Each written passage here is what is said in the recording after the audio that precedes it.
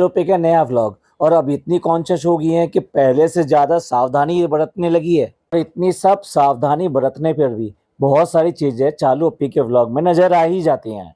चालू अपी का वीडियो टेक डाउन हुआ यूट्यूब की तरफ से और गाइडलाइन के वॉयलेशन के लिए। और वो था बच्चे को इन्होंने पूरी तरीके से बॉटमलेस दिखा दिया और उसी की वजह से ट्रोलिंग भी हुई और वीडियो भी गई।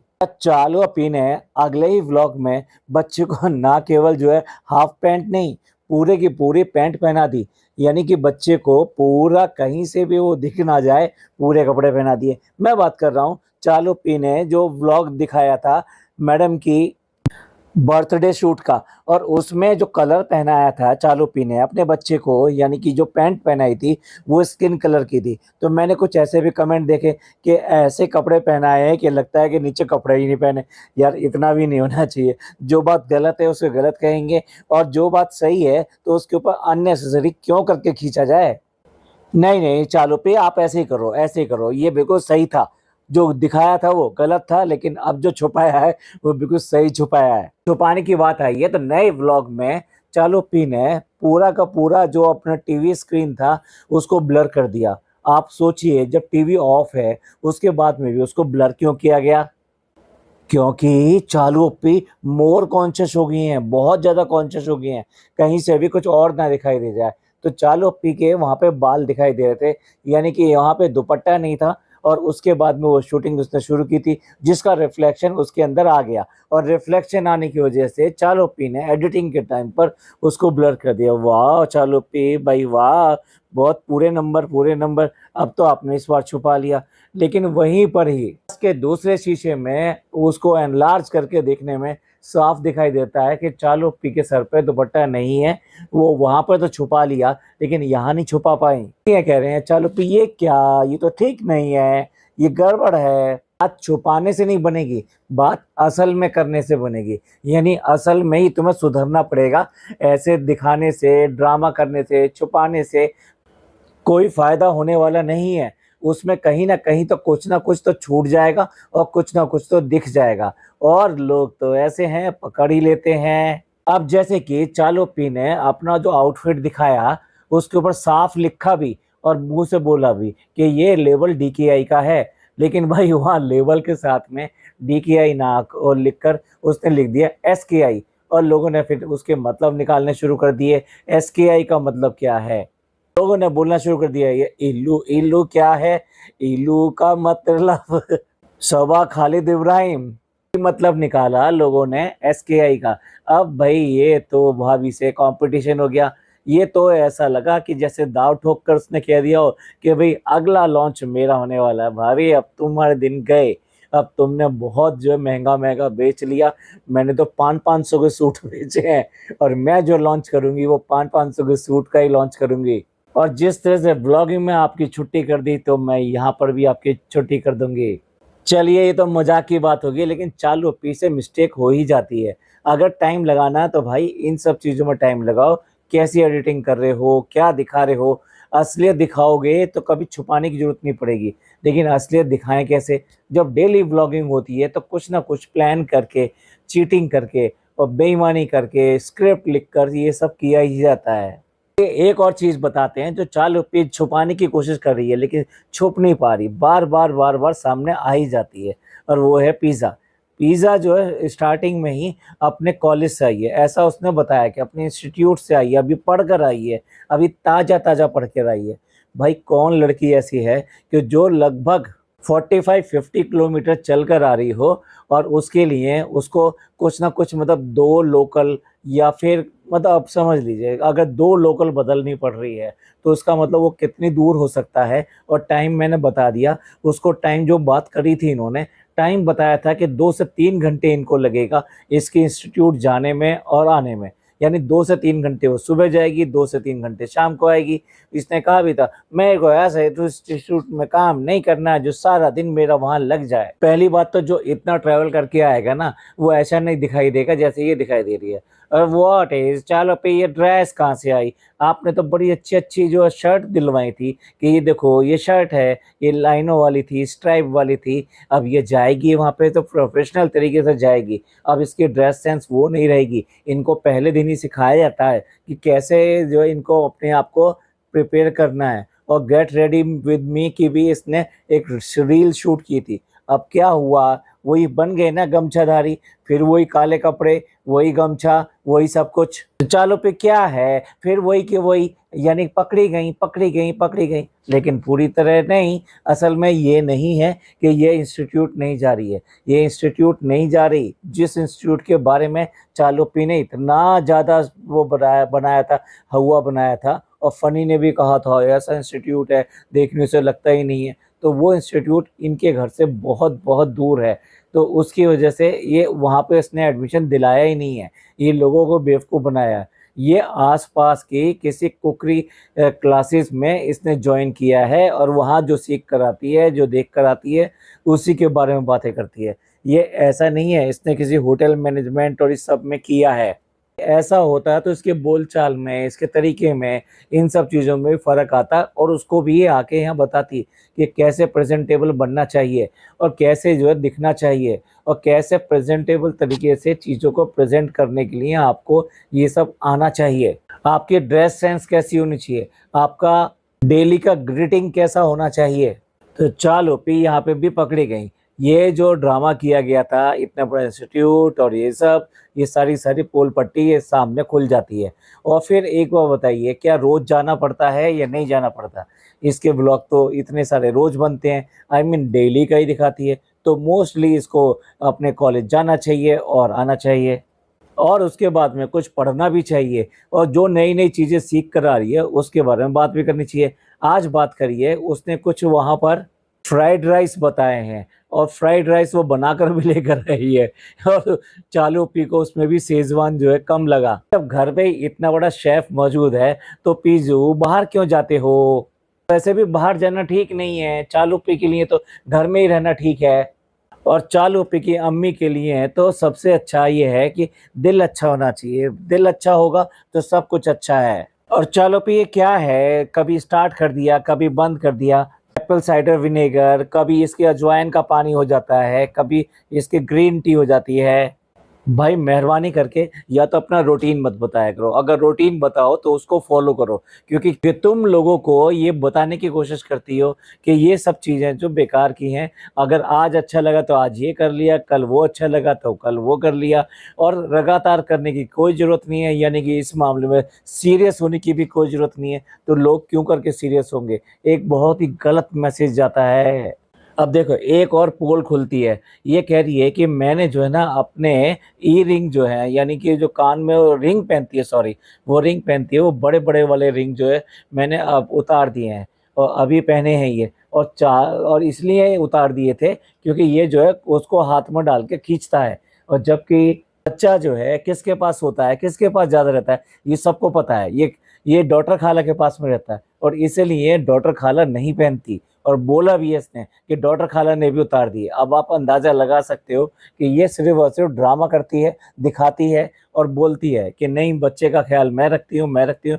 ये बच्चे का कोई ख्याल नहीं रखती, सारा का सारा वो उसी के पास सोता है, उसी के पास खेलता है, और उसी के पास रहता है। तो डेफिनेटली तो खींचेगा किसके, तो खाला के ही तो खींचेगा, इसके थोड़ा ना खींचेगा। चलो पी ये क्या है, अपनी पोल खुद खोल देती हो, खुद बता देती हो कि मैं जो कह रही हूँ उसका ये मतलब है। मैं बोल रही हूँ, बस आपको उसी का ही विश्वास करना है, इसके पीछे के मतलब आगे पीछे के बिल्कुल नहीं लगाने। भाई ये व्लॉग तो इसने सिर्फ तारीफों के लिए रखा हुआ है।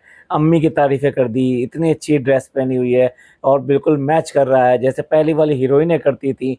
मैं तो अम्मी आज की डेट में इसको हीरोइन नजर आ रही है, कितना मक्खन लगा रही है, कितना मक्खन लगा रही है। और ऐसे ही इसने भाभी को मक्खन लगाया था बहुत ढेर सारा, और उसके बाद में अपने भतीजे को ओए होए होए, उसके लिए तो इतनी फिदा हो गई, इतनी फिदा हो गई कि आज तक जो है इतना नहीं दिखाई दिया।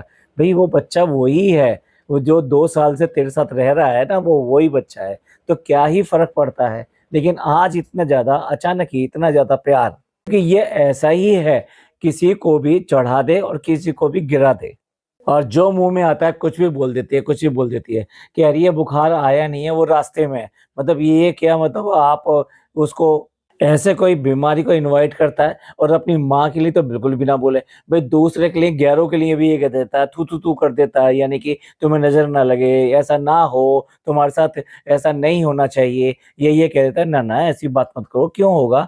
आप ध्यान रखना, नहीं आएगा, नहीं कोई नहीं आएगा। और ये तो ऐसा लगता है जैसे बीमारी को मैनिफेस्ट करते रहते हैं। आओ, आओ, आओ हमारे पास बीमारी आओ, क्यों नहीं आ रही है? बहुत दिन हो गए हैं, आ जाओ ना, आ जाओ। जबकि उसको पिज़्ज़ा समझा रही है, पिज़्ज़ा टोक रही है कि नहीं, नहीं आएगा, नहीं आना चाहिए, मना कर दो और चालू पे बार-बार बुलाने के चक्कर में, नहीं आ जाओ हमारे घर आ जाओ। और एक तरफ तो देखो उसने, लड़की ने केक बनाया है, इनके सेकंड एनिवर्सरी जो रेस्टोरेंट की है, उसके लिए उससे केक बनवाया है और उसने केक भी अच्छा बनाया, ऐसा नहीं कि बिल्कुल ही खराब बनाया है। भैया कितनी कमी निकाल रही है, कितना उसको बोला है इसने इस वाले व्लॉग में। मतलब ऐसा लगता है कि कोई आदमी अगर मन से काम कर रहा हो, तो बिल्कुल भी ना करे इसके बारे में। पर उस लड़की ने इस व्लॉग पे कुछ भी नहीं बोला। पर मैं ये सोच रहा था कि भई आदमी का मन कैसे होता है? मतलब अब देखिए, किसी ने कोई काम कहा, आप कर रहे हो उसको, उसके बाद में उसने इतनी कमियाँ निकाल दी, इतनी कमियाँ निकाल दी, तो कैसे लगता है कि एक तरफ तो आप उसको खुश करना चाह रहे थे और दूसरी तरफ आपको बहुत गंदा-गंदा सुनने को मिल रहा है। तो किसका मन लगेगा भैया?